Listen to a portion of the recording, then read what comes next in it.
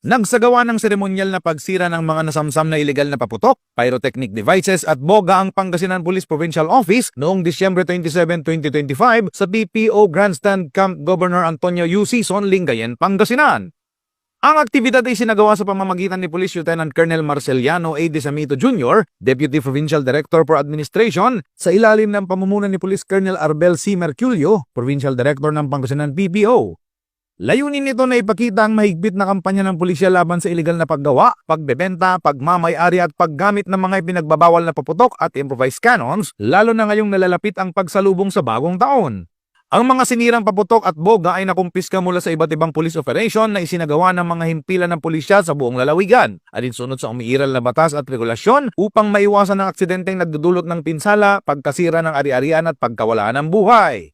Ayon kay Police Colonel Merculio, ang seremonyal na pagsira ay patunay ng matibay na paninindigan ng Pangasinan PNP sa pagpapanatili ng kaligtasan ng publiko at pagpapatupad ng zero tolerance policy laban sa iligal na paputok.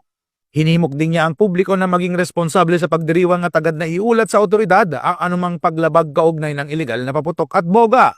Patuloy namang nananawagan ng Pangasinan PNP ng kooperasyon mula sa komunidad upang masigurong ligtas, tahimik at walang pinsalang pagsalubong sa bagong taon bilang bahagi ng sama-samang pagsisikap tungo sa isang disiplinado at maunlad na bagong Pilipinas.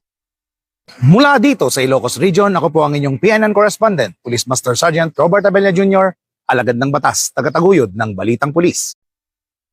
Nagsagawa ng seremonyal na pagsira ng mga nasamsam na iligal na paputok, pyrotechnic devices at boga ang Pangasinan Police Provincial Office noong Disyembre 27, 2025 sa BPO Grandstand Camp Governor Antonio U. Sison, Lingayen, Pangasinan. Ang aktibidad ay sinagawa sa pamamagitan ni Police Lieutenant Colonel Marceliano A. Desamito Jr., Deputy Provincial Director for Administration, sa ilalim ng pamumuno ni Police Colonel Arbel C. Merculio, Provincial Director ng Pangasinan PPO.